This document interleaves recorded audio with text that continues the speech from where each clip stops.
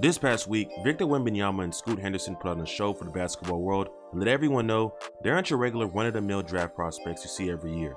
Scoot and Wemby are generational young talents that teams, in the words of many drafted NBA analysts, will create a race to the bottom to tank and hopefully draft one of these guys. We're months away from the draft, and even bringing up draft prospects before the NBA season is crazy. But these two guys are worth the hype and can't go under the radar amongst the NBA community anymore. Let's start off with Wembanyama. Wembanyama is listed at 7'3", but when you look at him standing amongst other taller players such as Rudy Gobert, he towers over them, and some people think he's at 7'4" and possibly 7'5". Not to mention he has an 8-foot wingspan and a 10-foot standing reach. This guy is a physical freak of nature. We gotta talk about the fact that Wembanyama is one of the greatest prospects we have ever seen in NBA history. We look at other guys such as LeBron James, Zion Williamson, and I get it. I think this is a huge task that we're putting under Victor Wembanyama, but from what we've seen from him and his skill set, the potential is clearly there. When we look at Wembanyama on the court, I think the main thing that you see is his defense and his ability to impact the floor in a multitude of ways. You look at a guy when he enters the league, he's gonna be a perfect rim protector with his reach, with his ability to stay grounded. And you look at the fact that when you look at how the NBA is played today, you have a lot of centers who are playing drop coverage, who are putting the pick and roll, and with the length and size of Wembanyama, he's able to affect those shots from a farther distance and still recover back to protect the paint. You look at the fact he could be a great weak side defender, and at the times be a great rim protector, and also he has the ability to stay in front of some of those guys on the perimeter. I do think that when you look at him on defense, people compare him to like a Rudy Gobert. And I'm not gonna lie to you, I know we've seen so many comparisons of Kevin Durant meets Rudy Gobert or just another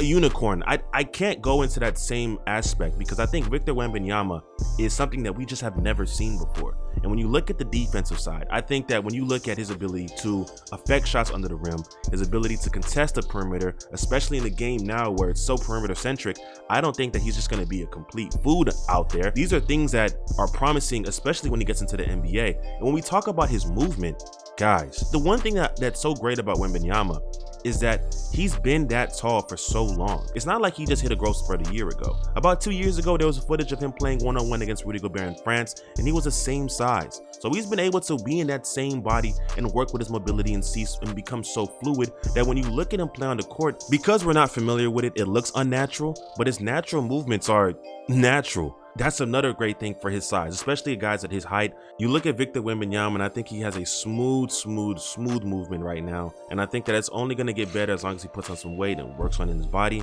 It's going to be interesting to see how that goes going forward. We haven't even talked about his offense. Look, we've talked about Kevin Durant, we talked about Brandon Ingram, we talked about a lot of guys. I ain't seen a 7'5" guy pull up from 3 like this. And I think that one thing about Victor Wembanyama is his potential on the offensive end.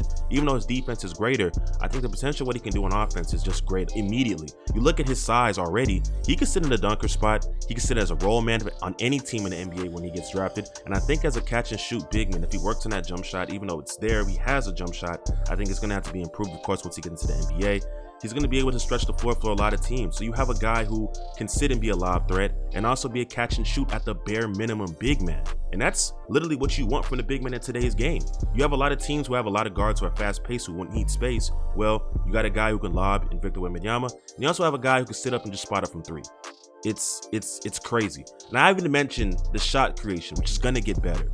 I think the one thing I love about Wembanyama is the fact that he understands that he may not have the best handle. The handle does look good at the 7'5", 7'4". We don't know how tall he is, but at the handle right now, it looks pretty solid right now for his size. But he does realize he has to work in that, and he likes to put guys into the post and use his length as the advantage over a lot of these guys out there. And I love that. I love the fact that he knows that he's bigger and taller than everybody else, and you can't affect his shot. So that post fade or him drop stepping or him he understands what his strengths are and he doesn't play towards his weaknesses. Now, of course, there are some things he's got to work on, which is basically his size and his frame. And I think that when he gets into the NBA, he's going to be a little bit weaker.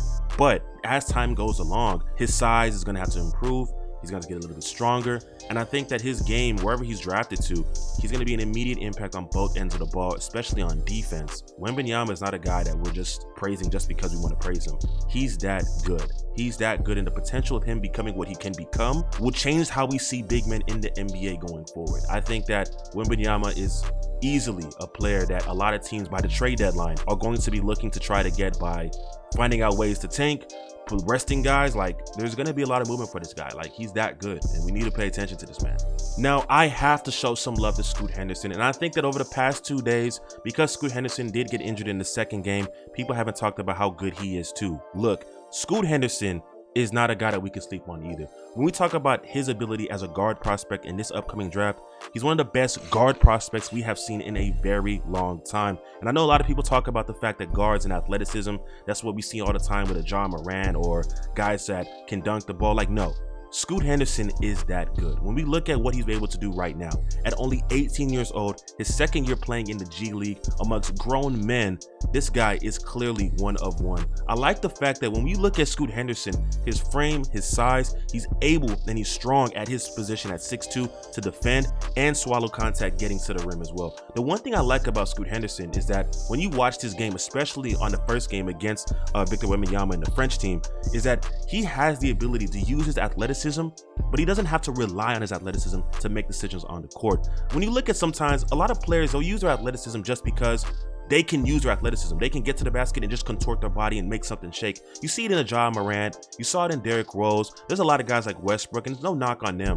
And I think Scoot has that same ability as well. But what you see from Scoot is that when he's going to the rim, he's going hard and attacking, and there's a reason why he's going there. If it's this dump off pass to maybe a big man, maybe a kick out to a shooter, I'd like to see that playmaking ability, especially from him, and using his athleticism to put pressure on the defense, which also helps his team on offense. In his first season in the G League, he averaged 1.7 steals per game, and you can already see that he has a frame to play defense, and he has a solid base where he can stay in front of a lot of guards. So defense clearly is something that he can talk about. And I think that a lot of people take for granted the fact that Scoot, especially at a young age, playing against these grown men right now, it's not something that's just okay.